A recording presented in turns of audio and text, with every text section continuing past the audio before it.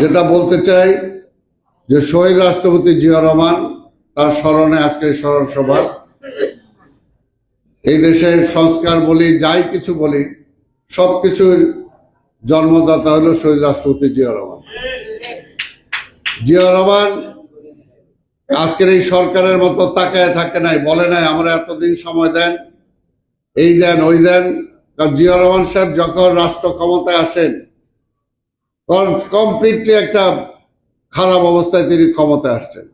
সেনাবাহিনীতে হাফিজ ভাই আছে, সেনাবাহিনীতে কোনো ডিসিপ্লিন নাই, কু কাউন্টার কু, পুলিশের মধ্যে কোনো শৃঙ্খলা নাই, ছাত্রদের মধ্যে পড়াশোনা নাই, শৃঙ্খলা নাই, ব্যবসায়ীরাদের চরম অবস্থা, এই দেশে রিলিফ ওই সীমান্তের উপরে বিক্রি হচ্ছে, তাই না, চরম একটা অবস্থায়, এবং বৈদেশিক নীতি সবকিছু মিলে একটা বিশৃঙ্খল অবস্থায় দেশ ছিল।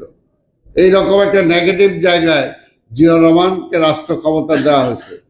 এবং রাজনৈতিকভাবে রাজনৈতিক দলের মধ্যে বিভেদ, রাজনৈতিক দল নাই, সব দল নিষিদ্ধ করে দেওয়া হয়েছে, আন্ডারগ্রাউন্ড পলিটিক্স একটা চরম অবস্থা।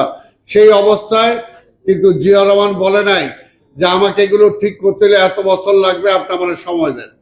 জিয়া রহমান কাজ করে গেছেন, জিয়া রহমান কাজ করে গেছেন। অতি অল্প সময়ের মধ্যেই তিনি রাজনীতি ফিরিয়ে দিচ্ছেন।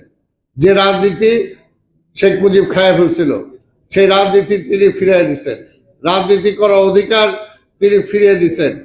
সেই কারণেই বলবো যে আজকের এই সরকার যারা আজকে আছে, আবার মাঝে মাঝে একটু গোস্সাও করে, আবার মাঝে মাঝে একটু ধমকও দেয়, মাঝে মাঝে ধমকও দেয়। আরে ভাই, গোস্সা করেন কেন?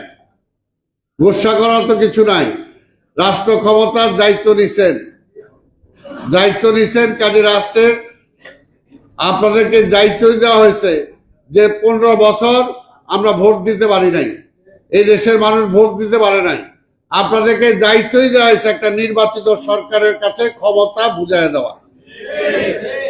ওই যে আমি বললাম যে সেই সময় তো, হ্যাঁ, সেই সময় 5ই আগস্টে তো অন্যান্য রাজনৈতিক দল বিএনপিকেও বলছিল যে আসেন জাতীয় সরকার গঠন করি, কিন্তু বিএনপি বলছে না, আমরা নির্বাচনের মাধ্যমে যেতে চাই, জনগণের ক্ষমতা জনগণের কাছে ফিরিয়ে দিতে চাই।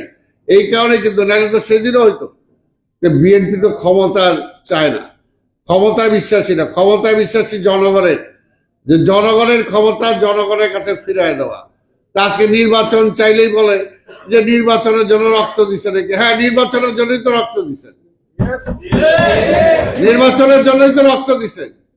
কারণ হাসিনা তো নির্বাচন দেয় নাই, হাসিনা জনগণের ভোটের উপরে বিশ্বাস করে নাই। হাসিনা বিশ্বাস করছে ওই দেশ থেকে তারা ক্ষমতায় বসাই দিবে, তারা বসাই দিছে। আমরা তো ওইটা থেকে মুক্তি পাওয়ার জন্যই, জনগণের অধিকার যে রাষ্ট্র আমার, সেটা ছিনতাই হয়ে গেছিল, সেই ছিনতাই কিন্তু মানুষের অধিকার ফিরিয়ে দেওয়ার জন্যই তো আপনাদের ক্ষমতায় বসানো হয়েছে। আপনার কি ভোগ বিলাসের জন্য, ক্ষমতা ভোগ করার জন্য কি আপনাদেরকে ক্ষমতায় বসানো হয়েছে নাকি? এটা তো পরিষ্কার কথা। এটা মধ্যে আবার রাগ করার কি আছে, আবার গুসা করার কি আছে? আবার যদি মনে করেন যে হ্যাঁ নতুন দল করবেন, আমাদের নেতা তো বলছে নতুন দল করতে কোনো অসুবিধা নাই, কোনো অসুবিধা নাই, কিন্তু কালকেই রেজিগনেশন লেটারে রেজিগনেশনটা দিয়া তারপরে রাজনীতি করেন, রিজাইন করেন। যারা রাজনীতি করতে চান ওই সরকারে বৈশা, যারা রাজনৈতিক সুযোগ সুবিধা নিয়ে দল বানাইতে চান, আজকে রিজাইন করেন।